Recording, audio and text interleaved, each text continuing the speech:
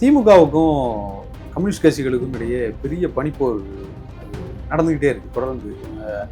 நீங்கள் என்ன பெரிய புடலங்காயா அப்படின்னு இவங்க வெளியிடுறதும், அவங்க முரசொலியில் திருமாவளவன் அவர்கள் கட்டுரை எழுதுறதுமா தொடர்ந்து இது நடந்துக்கிட்டே இருக்கு.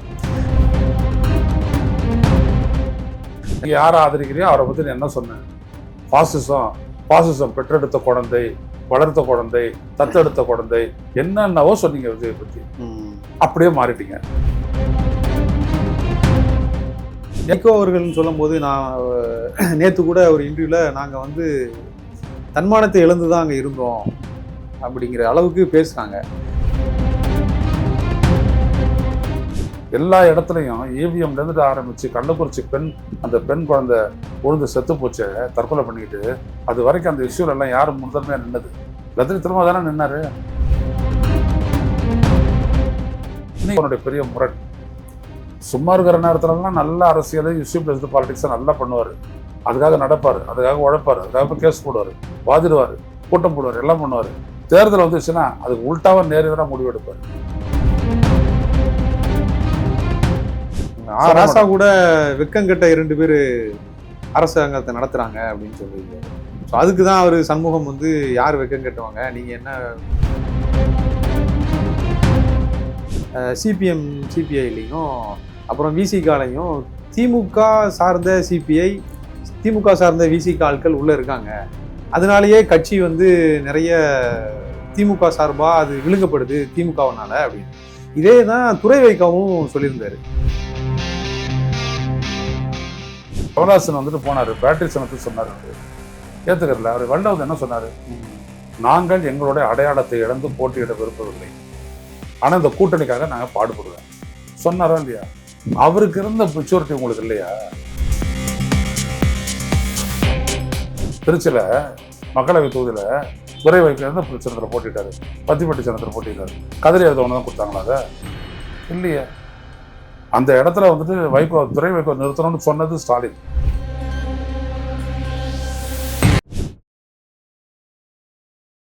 வணக்கம். நம்மோடு இன்று இணைந்திருப்பவர் மூத்த பத்திரிகையாளர் ஐயநாதன் அவர்கள். வணக்கம் சார். வணக்கம் சார். திமுகவுக்கும் கம்யூனிஸ்ட் கட்சிகளுக்கும் இடையே பெரிய பனிப்போர் அது நடந்துக்கிட்டே இருக்கு தொடர்ந்து. நீங்கள் என்ன பெரிய புடலங்காயா அப்படின்னு இவங்க வெளியிடுறதும், அவங்க முரசொலியில் திருமாவளவன் அவர்கள் கட்டுரை எழுதுறதுமா தொடர்ந்து இது நடந்துக்கிட்டே இருக்கு. இது முதல்ல தமிழ்நாட்டுக்கு ஆரோக்கியமான விஷயமா? ஏன் இந்த பனிப்போர், இந்த விஷயங்கள் நடந்தது? அடிப்படையில் என்னன்னா, இப்போ ஒரு இண்டிவிஜுவல் ஒருத்தர் எம்எல்ஏ, அந்த ஒரு எம்எல்ஏ ஒரு கட்சியின் சார்பாக நின்று ஜெயிச்சுட்டு முடிச்சிட்ட உடனே அவர் எந்த கட்சியின் சார்பாக நின்று வெற்றி பெற்றாரோ அந்த கட்சியினுடைய முடிவுக்கு எதிராக போனார்னா அவருடைய பதவி போயிடும். இதான அரசமைப்பு சட்டப்பிரிவு 10th ஷெட்யூல், கட்சி முறை தடை சட்டத்தின்படி ஒரு இது போயிடும். ஆனால் ஒரு கூட்டணி மாறிக்கலாம். இது என்ன பண்ணுதுன்னா, நான் ஒரு கூட்டணியாக நீங்கள் உங்களுடைய ஓட்டு அங்கே ஒரு இண்டிவிஜுவலுக்கு பொறுத்தவரை தானே உங்களுக்கு பொருந்தோம். நீங்கள் அந்த கூட்டணியினுடைய சார்பாக தானே ஜெயிச்சிருக்கிறீங்க.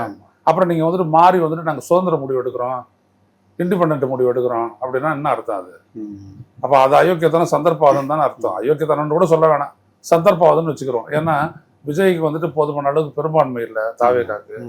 அதனால நாங்கள் கொடுத்து ஜனநாயகத்தை முடிவை, மக்களுடைய ஜனநாயக முடிவை நாங்கள் ஏற்று அந்த அரசமைப்பையோ ஒத்துழைக்கிறோம் அப்படின்னு நீங்கள் சொன்னீங்க. இல்லாட்டி குடியரசுத் தலைவர் ஆட்சி வந்துடும். சரிதான் இவங்கெல்லாம் ரொம்ப புத்திசாலிங்க, ரொம்ப கொள்கை பற்றாளர்கள், நல்லா தான் செய்வாங்க அப்படின்றதுக்காக எல்லாரும் மக்கள்லாம் ஏற்றுக்கிட்டாங்க. அதுக்கப்புறம் என்ன சொல்கிறது அப்படின்னா, நாங்கள் ஏற்கனவே இருந்த கூட்டணி சரியில்லை, இப்போ வருதுங்களா? ஏற்கனவே இருந்த கூட்டணி சரியில்லைன்னு உனக்கு எப்போ தெரியும்? அந்த கூட்டணி தோத்துட்ட உடனே உனக்கு தெரியுது. அது வரைக்கும் நீ இன்னைக்கு யாரை ஆதரிக்கிறியோ அவரை பற்றி நீ என்ன சொன்ன? பாசிசம் பெற்றெடுத்த குழந்தை, வளர்த்த குழந்தை, தத்தெடுத்த குழந்தை, என்னென்னவோ சொன்னீங்க விஜயை பற்றி. அப்படியே மாறிட்டீங்க. ஏன் குடியரசுத் தலைவர் ஆட்சியை விட குடியரசுத் தலைவர் ஆட்சி பாசிசம் வந்துடும், ஆனால் அதனுடைய பாசிசத்தினுடைய நேரடி வாரிசு ஆட்சி அமைக்கலாம். இப்படி இவங்க பண்ணிக்கிட்டாங்க. சரி, கொஞ்ச நேரம் கொள்கையை விட்டுருவோம், அரசியல் பண்ணுறதுக்கு ரொம்ப கொள்கை உதவாது. இல்லை, ஒருவேளை தேர்தல் கூட்டணிங்கிறது தேர்தலில் வெற்றி பெறணுங்கிற சிந்தனை மட்டும்தானா? அப்போ நீங்கள் பாசிசத்தை எதிர்க்கிறோம் அதெல்லாம் சொல்லக்கூடாது. இல்லை, வெற்றி பெறுவதற்காக வச்சுட்டு இருக்கிறோம் அப்படின்ட்டு கொள்கை கூட்டணின்றது அதுக்கு ஒரு பேர் வைக்கிறது, மதச்சார்பற்ற முற்போக்கு கூட்டணி அப்படின்னு சொல்கிறீங்களா? அது கொள்கை இல்லாத அது மதச்சார்பற்ற முற்போக்கு கூட்டணி. முற்போக்கு என்னன்னா பிற்போக்கு சிந்தனைகளுக்கு எதிரானது அதானே. அப்புறம் அந்த மாதிரி இருந்துட்டு அதுக்கப்புறம் அது கொள்கை கூட்டணி இல்லைன்னு சண்முக பூசா வியாக்கியானம் தந்தா ஊரில் இருக்கிறவன நான் ஊக்கையா? நான் கேட்குறேன் ஒரு பத்திரிகையாளர் தான், நீங்கள்லாம் இடதுசாரிகள் தானே, உங்களுடைய வசதிக்கு மாற்றி மாற்றி பேசலாமா? இல்லை, அவர் கூட்டணியில் இருக்கும்போதே திமுகவை கடுமையாக விமர்சனம் பண்ணியிருந்தார்ல. சாதிக்கு எதிராக நாங்கள் போய் நிற்கும் போது அங்கே வந்து இருக்கிறது அதிமுகவும் திமுகவும் சேர்ந்த வட்ட செயலாளர்கள் இல்லை மாவட்ட செயலாளர்கள் தான் அங்கே வந்து நிற்கிறாங்க. அப்போ நீங்கள் சாதியை எதிர்க்கிறவங்க, நீங்கள் சாதி எதிர்க்கிறவங்க, சாதியத்தை எதிர்க்கிறவங்க. விஜய் எப்படி சாதியத்தை எதிர்ப்பில் கொடி கட்டி பறக்கிறவர்? அவர் நிற்கும் போதே எங்கே கிறிஸ்டியனுங்க ஜாஸ்தின்னு அந்த ஒரு தொகுதி இந்த ஒரு தொகுதி சரிதானா? இவர் போட்ட ஆட்கள் எல்லாம் அந்தந்த தொகுதிகளில் இருக்கக்கூடிய சாதியர்கள் தான். ஜெகநாத் மிஸ்ரான்னு ஒருத்தர் நிற்க வச்சான், நான் சாதி வெறியா சொன்னானா இல்லையா? இன்னைக்கு அவன் தானே உங்களுடைய எம்எல்ஏ. அவன் முன்னாடி ரொம்ப நாளாக பேசிட்டு இருக்கிறான், ஆனாலும் நீங்கள் வந்துட்டு அவனை எம்எல்ஏ ஆகிக்கிறீங்க. என்ன அது? அந்த அளவு சாதி எதிர்ப்பு இருந்துச்சாங்க. ஒரு சமூகத்தில் வந்துட்டு ஒரு கட்சியில் இருக்கக்கூடிய ஒரு சிலர் அப்படி இருக்காங்க அப்படின்னோம்னா, வந்து நிற்கிறவங்கலாம் அவங்களுக்காக நின்னாங்க அப்படின்னோம்னா அது திருமாவளவன் தான் சொல்லியிருக்கணும், நீங்கள் சொல்லக்கூடாது. நீங்கள் என்றைக்குமே சாதியத்துக்காகலாம் எதிர்த்துலாம் போராடிலாம் இல்லை. எல்லாம் ஒரு காலகட்டம் கிழத்தஞ்சை மாவட்டத்தில் இருந்துட்டு மற்ற இடங்கள்லாம் நீங்கள் பண்ணீங்க. ஐயா நல்லகண்ணு போன்றவர்கள்லாம் போராடினாங்க, அதெல்லாம் உண்மை. இப்போதைய காலகட்டத்தில்னா நீங்கள் அதெல்லாம் கிடையாது. உங்களுக்கு தொழிற்சங்கம். நீங்கள் சாம்சங் விவகாரத்தில் வந்து திமுகவும் நீங்களும் எதிர்நிலை கூட்டணியை போட்டுருக்கூடாது. நீங்கள் அங்கே எதிர்நிலையை எடுத்துட்டீங்க 3 பேரும், இந்திய கம்யூனிஸ்ட், மார்க்சிய கம்யூனிஸ்ட், விடுதலை சிறுத்தைகள் 3 பேரும் எதிர்நிலை எடுத்துட்டீங்க. தொழிலாளர்களுக்கு ஆதரவாக அவங்க மேனேஜ்மெண்ட்டுக்கு ஆதரவாக போனாங்க. அப்புறம் 2 பேரும் சேர்ந்து ஒரு காம்ப்ரமைஸ் பண்ணிட்டீங்க. அப்போவே வந்துட்டு தெரியுதில்ல, நான் கேட்டேனே இது வந்துட்டு திராவிட மாடலா கார்பரேட் மாடலான்னு நான் பாட்டு கேட்குறேனே. அப்போ நீங்கள் நிற்க கூடாதுல்ல, நீங்கள் எதிர்த்துல நின்று இருக்கணும்.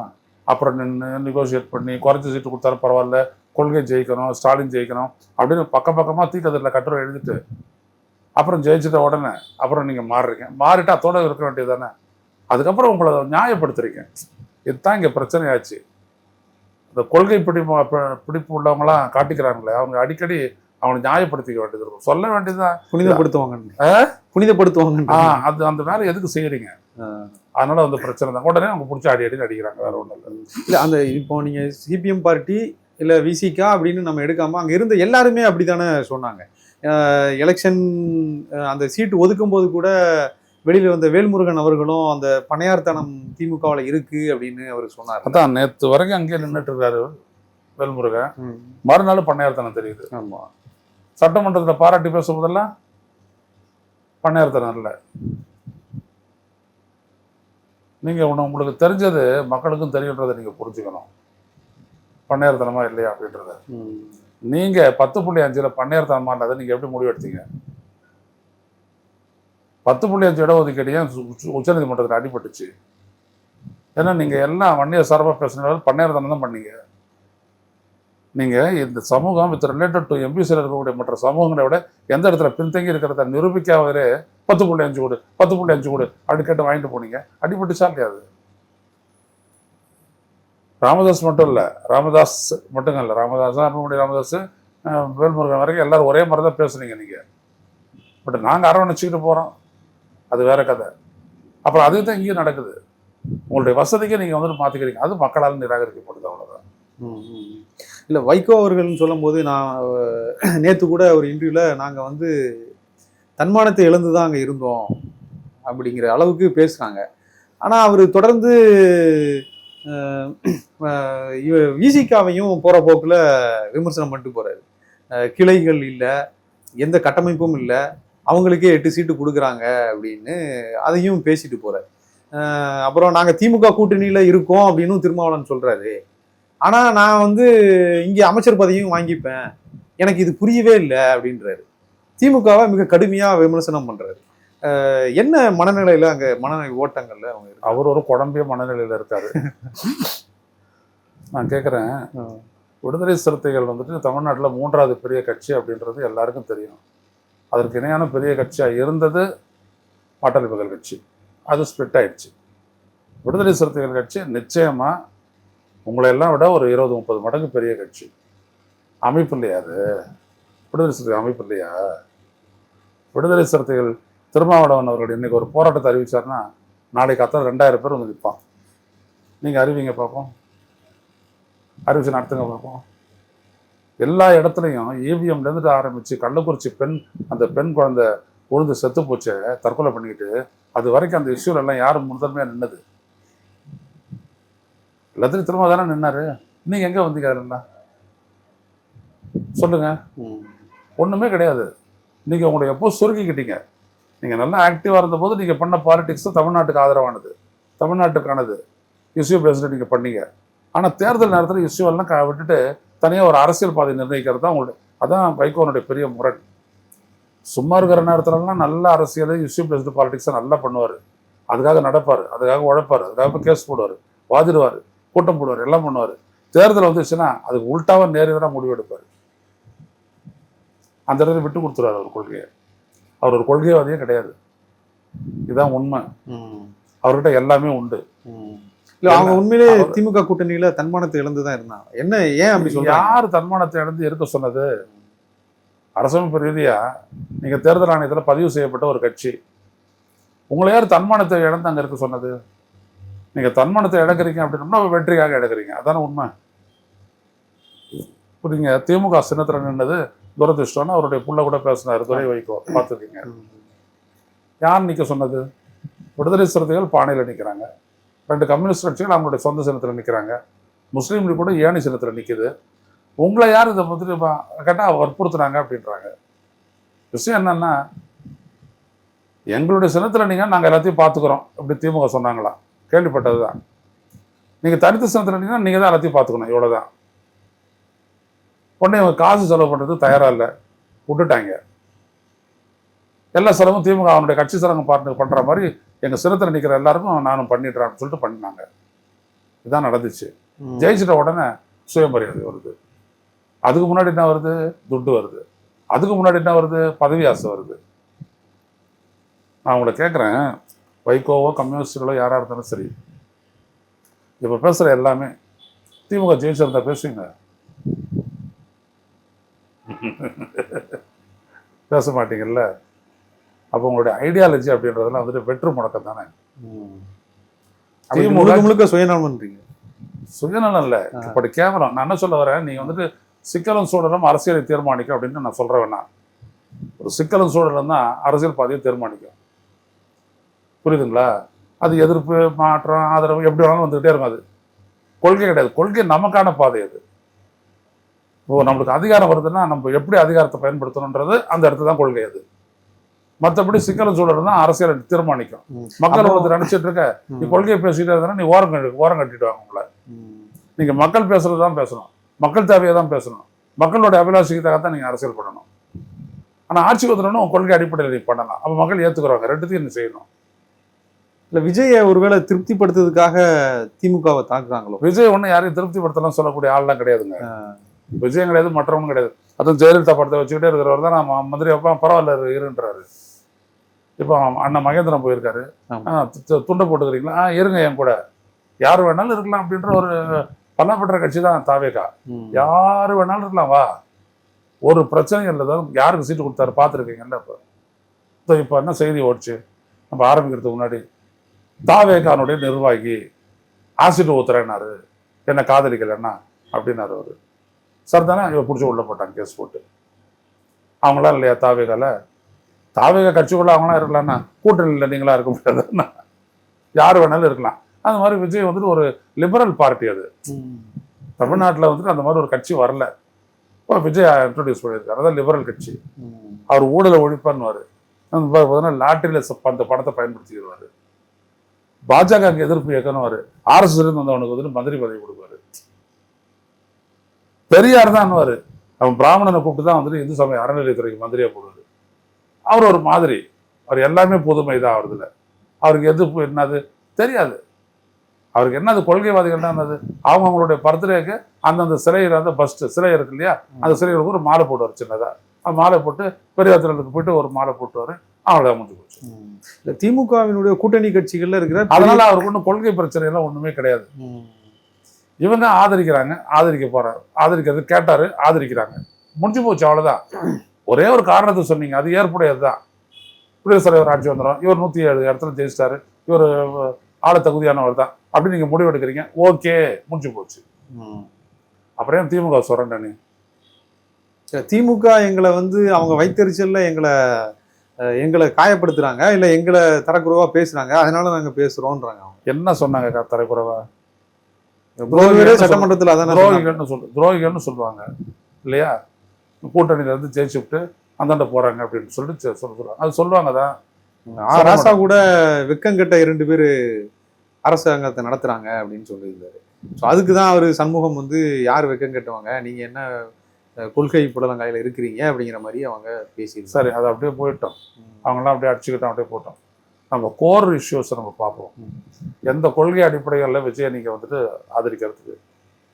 பிஜேபி உள்ள வந்துடக்கூடாது, குடியரசுத் தலைவர் ஆட்சி வந்துடக்கூடாது, அவ்வளோதான் தொடர்ந்து நிறுத்திங்க. வேறு எது சொன்னாலும் இது உங்களுக்கு தெரியாதா? இதெல்லாம் அன்னாரி வளத்தில் தான் வந்து பேசியிருக்கிறாங்க, அப்புறம் எதுக்கு இந்த கூச்சலாம் அப்படி சொல்லிட்டீங்கன்னா முடிஞ்சு போச்சுல்ல. அதை விட்டு நீங்கள் ஏன் வளர்க்குறீங்க? கொள்கை புடலங்க அப்படிலாம் நீங்கள் ஏன் வளர்க்குறீங்க?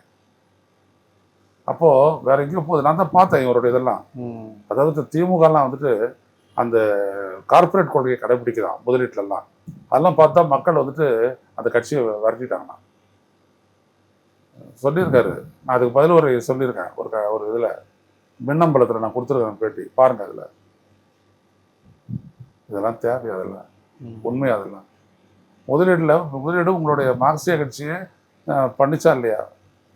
மேற்கு வங்கத்தில் நந்தி கிராமத்துலையும் சிங்கூர்லேயும் டாட்டாவுடைய ஸ்மால் கார் காங்கங்கிட்டையும் அனுமதிச்சிங்களா இல்லையா? அப்புறம் தானே துப்பாக்கி சூடு அது இதெல்லாம் வந்துட்டு நீங்கள் ஒன்றும் இல்லாத போனீங்க. நீங்கள் பேசலாமா அந்த மாதிரிலாம்? முதலீடுகள் எல்லா கட்சியும் தான் கேட்குது, எல்லா அரசுகளும் தான் கேட்குது. முதலீடு செஞ்சு யாருக்கு எம்ப்ளாய்மெண்ட் கிடைக்குது அதை முதல்ல பாருங்கள். அந்த முதலீடுகளுக்காக கொடுக்கக்கூடிய சலுகைகளை எதிர்த்து பேசுகிறோம் நீங்கள் கிடையாது. நான் பேசியிருக்கேன். இப்படியெல்லாம் முதலீடுகள்லாம் கொடுத்து இப்படிலாம் சலுகை அள்ளித்தரீங்களே, அப்போ இந்தியன் இண்டஸ்ட்ரிக்கு என்ன இருக்குது? உள்ளூர் தொழிற்சாலைகளுக்கு என்ன இருக்குது? ஏன் அதை கொடுக்க மாட்டேங்கிறீங்கன்னு போராடணும்னா நீங்கள் அந்த மாதிரி போராடவே இல்லை. அப்படி ஒரு போராட்டம் நடந்திருக்கா சொல்லுங்கள். அந்த சாம்சங் போராட்டம் மட்டும் நடந்துச்சு. சாம்சங் போராட்டம் நடந்தது, அவங்க தொழிலாளர்கள் வந்தாங்க, நடந்துச்சு, அவ்வளோதான். மற்றபடி இவங்க கேட்கவே இல்லை. இதுதான் உண்மை. ஸோ இவங்க சொல்லியிருக்கக்கூடிய காரணங்கள் எல்லாம் மக்களுக்கு எதுவும் தெரியாது. அதாவது அவங்களுக்கும் அவங்களுடைய கட்சிக்காரங்களுக்கு இருக்கிற முரண்டு நல்ல கவனிங்க. சிபிஎம் சிபிஐக்கு என்ன பிரச்சனை என்னன்னா, எடுத்த முடிவை நியாயப்படுத்தணும், தலைமையில் உட்காந்து நியாயப்படுத்தணும். அதுக்காக எழுதப்படக்கூடிய கட்டுரை இது. தொடர்ந்து இந்த குற்றச்சாட்டும் பத்திரிகையாளர்களில் நிறைய சொல்லிகிட்டே இருப்பாங்க. சிபிஎம் சிபிஐலையும் அப்புறம் விசிகாலையும் திமுக சார்ந்த சிபிஐ, திமுக சார்ந்த விசிக ஆட்கள் உள்ளே இருக்காங்க, அதனாலேயே கட்சி வந்து நிறைய திமுக சார்பாக அது விழுங்கப்படுது திமுகவினால அப்படின்னு. இதே தான் துரை வைகவும் சொல்லியிருந்தாரு.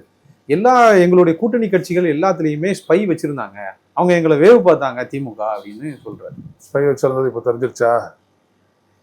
இப்போ ஸ்பை வச்சிருந்தது தெரிஞ்சு தானே ஸ்பை இருக்கிறாங்கன்னு. அந்த ஸ்பையை நீக்கிட்டீங்களா? ஸ்பையை நீக்க வேண்டியது தானே, நீக்கிட்டீங்களா?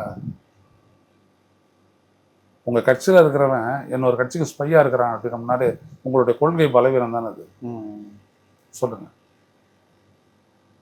கண்டுபிடிச்சும் ஒன்றும் பண்ண முடியல உங்களால். அதாவது நீங்கள் உங்கள் கட்சியை விட்டு எவனெல்லாம் நீக்கிறோமோ அதுக்கு ஒரு காரணம் வந்துட்டு அவன் ஸ்பை. அதானே இந்த மார்க்சிய கட்சியிலலாம் வந்துட்டு சொல்லுவாங்க, அவங்க கொள்கையை அவங்க சொல்கிறத ஏற்றுக்கலன்னு வச்சுக்கோங்களேன், உடனே அவனை வந்துட்டு என்ன பண்ணுவாங்க, கொள்கை விரோதி, வேற ஒரு வார்த்தை கூட சொல்லுவாங்க அவங்க, திருப்புவாதி திருப்புவாதி அப்படி சொல்லிட்டு ஒரு முத்திரவனத்தை குத்தி தூக்கி வெளில போடுவாங்க. அப்புறம் அவன் பெரிய ஆளாயிடும். அது வேற கதை. இப்படிதான், இந்த மாதிரி தான் அது. வைகோக்கு எப்போ அரசியல் தெரிஞ்சுது? முச்சுக்குப்பம் தண்டமாணி போன்ற தோழர்கள் எல்லாம் செத்தாங்களே மதிமுக. அப்போ வைகோன்ற ஒரு மகன் வந்துட்டு, வைகோக்கு வந்துட்டு துரைன்னு ஒரு மகன்றது எனக்கு தெரியுமா?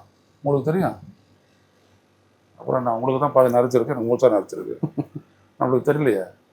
இப்போ வந்து ஒரு அரசியல் பண்ணுறாரு, பைசப்ஸில் வச்சிருக்காரு. நான் அடித்தடி பார்ட்டியா அது? இவங்கெல்லாம் யார் என்னம்னா பழைய ஃபியூடல் தாட்ஸ். அப்படியே இந்த கிராமத்துலேருந்து வந்து நகரமயமாகி கார்பரேட் ஆகி எங்கே போனாலும் அந்த பழைய புத்தி இருக்கு இல்லையா, அந்த புத்தி அப்படியே இருக்குதுன்னு அர்த்தம். அதனுடைய பிரச்சனை தான் இவங்களுக்கு. டாமினேட் பண்ணணும், எல்லோரும் நம்மளை கட்டுப்பட்டு இருக்கணும், கட்சின்றது என்னது. இப்போ சீமான் கூட பார்த்தீங்கன்னா என் கட்சி அப்படின்னாரு. அப்புறம் என்ன ஜனநாயக அரசியல் வர நீ? அப்புறம் பார்த்தீங்கன்னா கல்லா போடுவாங்க. 2 தான், வேற ஒன்றுமே இல்லை. இப்போ வைகோனுடைய குழப்பத்துக்கான முக்கிய காரணம் என்னன்னா, இவரால் அப்படியே அசைய முடியல, எப்படி அசைய முடியல. துரைக்கும் வைகோவுக்கும் வேற ஒன்றும் பிரச்சனை இல்லை. திமுகவை எதிர்த்துட்டு அந்த 2 பேரையும் ரிசைன் பண்ண வைக்கிறதுனா அவங்க 2 பேரும் ஒத்துக்கல. 2 பேருமே ஒத்துக்கல. ஒருத்தன் இப்போ வந்துட்டு கூட்டணி விட்டு முடிவுனோடனே நான் வரல, கட்சியில இல்லைன்ட்டு முடிவு விட்டாரு. ஏன்னா அந்த இடத்துல ஜெயிச்சது காரணம் நீங்க கிடையாது, வைகோ கிடையாது. எனக்காக உழைச்சது திமுகவும் ஸ்டாலினும் தான். இல்லை, எங்க அப்பா கதறி அழுதாரு எங்களுக்கு உதயசூரியன் சின்னம் கொடுத்த உடனே அப்படின்னு தான் சொல்றாரு. ஏங்க கதறி அழுதணும்? நீங்க ஒரு என்டிட்டி வெளில கமல்ஹாசன் வந்துட்டு போனாரு, பேட்டரி சின்னத்தை சொன்னார். அவரு ஏத்துக்கறல. அவர் வெளில வந்து என்ன சொன்னாரு? நாங்கள் எங்களுடைய அடையாளத்தை இழந்து போட்டியிட விரும்பவில்லை, ஆனா இந்த கூட்டணிக்காக நாங்க பாடுபடுவேன் சொன்னாரா இல்லையா? அவருக்கு இருந்த மெச்சூரிட்டி உங்களுக்கு இல்லையா? கமல்ஹாசன் எங்காவது என்ன ஸ்டாலின் அப்படி அழுதாரான்னா? இவர் அழுதாரா இல்லையான்னு தெரியாது. ஏன்னா இவர் நல்லா புழுவார் இவரு, அதனால சொல்லுவாரு. தெரியும் தானே, இப்பெல்லாம் அந்த மாதிரி தான் பண்ணிட்டு இருக்காரு அவரு. எல்லாம் பொய். சத்யாவத்துக்கு வெளில, மல்லை சத்யாவத்துக்கு வெளில போட்டார்ல, அப்போத்துல இருந்துட்டு எல்லாம் வாயிலேருந்து வெளில வர்றதெல்லாம் பொய் தான். வைகோ வாயிலேருந்து வர்றதெல்லாம் பொய் தான். இந்த பிள்ளைய காப்பாற்றுறதுக்காக என்னென்ன பண்ணணுமோ அவ்வளோத்தையும் பண்ணிட்டு இருக்காரு, வேற ஒன்றுமே கிடையாது. இது ஒரு தமிழ்நாட்டு மக்களுக்காக சொல்கிறேன், ஏதோ மாற்றி தொண்டர்கள் எல்லாம் கிடையாது. தமிழ்நாட்டு மக்களுக்காக சொல்கிறேன். இவர் அதெல்லாம் கிடையவே கிடையாது. இப்பெல்லாம் அவரோட பழைய போராளி. தந்தை பெரியாருடைய மொழியில் சொல்ல போனால் முன்னாள் பத்தினி. அதோட நிறுத்தியங்க. இதுக்கு மேலே வந்துட்டு வைகோ பேசுறதுக்கு ஒன்றுமே கிடையாது. கதறி எழுதுறேன். ஏன் கதறி எழுதுறேன்னு? விடுதலை சிறுத்தைகள் உன்னை விட சின்ன கட்சி அப்படின்ற அவங்க பானையில் அடிக்கிறாங்க இல்லையா? இத்தனைக்கு போன முறை சூரியன் நின்று 1.5 லட்சம் ஓட்டில் ஜெயிச்சாரு. யாரு? ரவிக்குமார். இந்த முறை பானையில் நின்று 50,000 ஓட்டில் தான் ஜெயிக்கிறாரு. ஆனால் அவங்க கவலைப்படல, பானையில் அடிக்கிறதுக்கு கவலைப்படல. ஏன்னா அடையாளத்தை அவங்க காப்பாற்ற பார்க்குறாங்க. இப்போ நீங்கள் வத்துப்பட்டியில் உங்க பிள்ளை நின்னான கதறி எழுதிய வாங்கினீங்க. திருச்சியில் மக்களவை தொகுதியில் துரை வைக்கிறது சின்னத்தில் போட்டிட்டாரு, வத்திப்பட்டி சின்னத்தில் போட்டிட்டாரு. கதறி எழுதவங்க தான் கொடுத்தாங்களா? அதை இல்லையே. அந்த இடத்துல வந்துட்டு துரை வைகோ நிறுத்தணும்னு சொன்னது ஸ்டாலின், நிறுத்துறது ஸ்டாலின், ஜெயிக்க வச்சு திமுககாரன். ஆனால் வெளியில் வந்துட்டு ஏதோ 2 நாள் ஜெயிச்ச மாதிரி பேண்ட் எல்லாம் போட்டுக்கணும். நீ கதை அடிச்சிட்டு இருக்கிறேன். உங்களுடைய கருத்துக்களை மிக தெளிவாக முடிச்சுக்கு ஒரு மாதிரி